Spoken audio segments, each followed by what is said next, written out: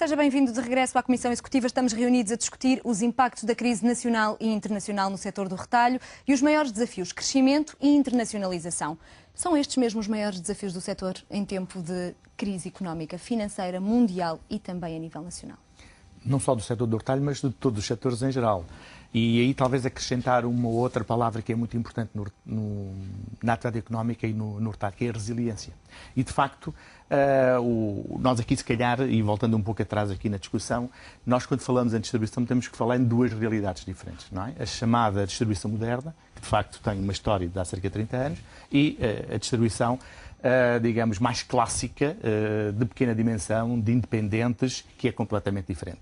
E, por acaso, se há número em que Portugal é líder europeu, é no número de lojas de pequena dimensão. Portanto, somos o número 1 do país, da Europa, com lojas de pequena dimensão. O que, de facto, demonstra bem que ainda há muito espaço, não só para se ter que reduzir e adaptar esse número à realidade do mercado, como também para crescer chamada distribuição moderna.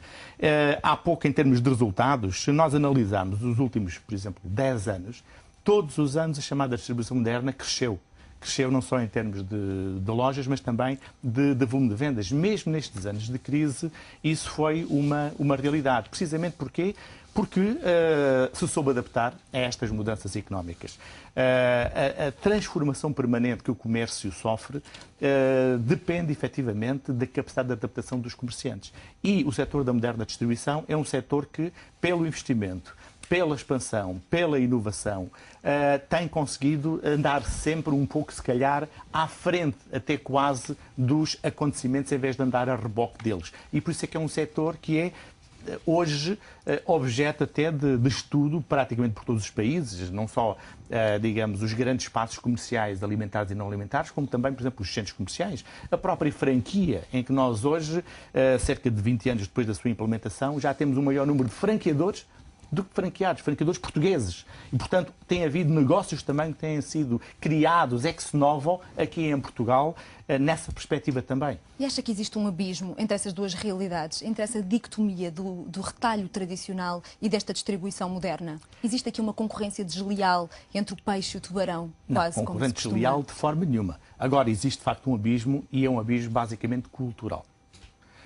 Enquanto há um setor ainda do comércio que vê o futuro como se fosse por um espelho retrovisor e, portanto, tanto sempre a olhar para o passado e não o consegue passar, há outro que, efetivamente, tenta estar sempre à frente dos acontecimentos.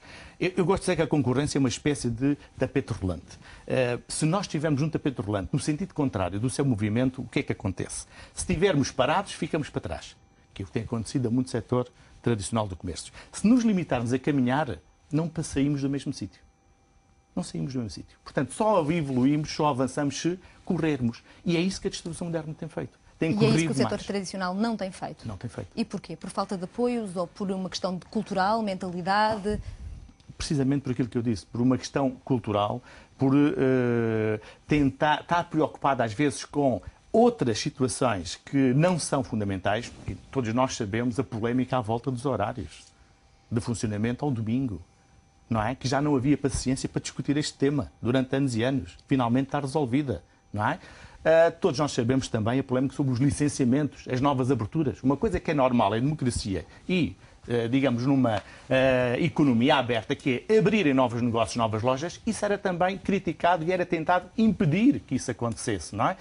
Regulamentação, o comércio deve ter a mínima regulamentação possível. Nós, contrariamente ao que disse o Engenheiro, eu acho que nós temos a regulamentação a mais em todas as áreas, nomeadamente até na área também do comércio. E, portanto, é esta postura, um pouco de inatividade, de queixume, de apontar o dedo acusador sempre ao outro, que tem feito com que muitos segmentos da atividade comercial fiquem parados no tempo e não tenham a energia nem a capacidade de, por eles próprios, evoluir.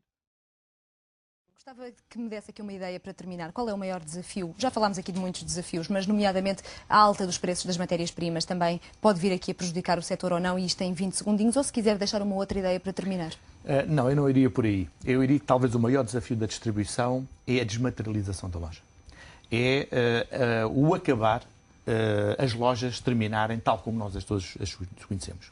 Hoje as lojas são ainda locais onde os consumidores encontram a oferta e fazem os seus atos de compra. Amanhã deixarão de o ser. serão outros locais, serão locais de encontro, não pontos de venda, mas pontos de encontro, entre os consumidores e quem faz a oferta, mas as compras serão feitas através de outros meios. E é esta metamorfose que me parece, nos próximos anos, ser o grande desafio que a distribuição internacional, não apenas a portuguesa, vai ter que enfrentar. Eu gostava de terminar com algumas palavras suas numa outra entrevista, e que creio que fazem parte do seu livro, que um dos maiores desafios do futuro é a capacidade de mudar e de se adaptar, de ser melhor e oferecer o melhor, de andar à frente dos concorrentes e até do cliente, globalização, novas tecnologias e nunca estar satisfeito. Concorda com tudo isto, naturalmente? Sim, quer acrescentar mais alguma coisa ou isto é mesmo o desafio do futuro deste setor do retalho e da distribuição? É a capacidade de estarmos sempre a reinventar. Reinventar. E nunca estarmos satisfeitos com aquilo que neste momento estamos a oferecer aos consumidores.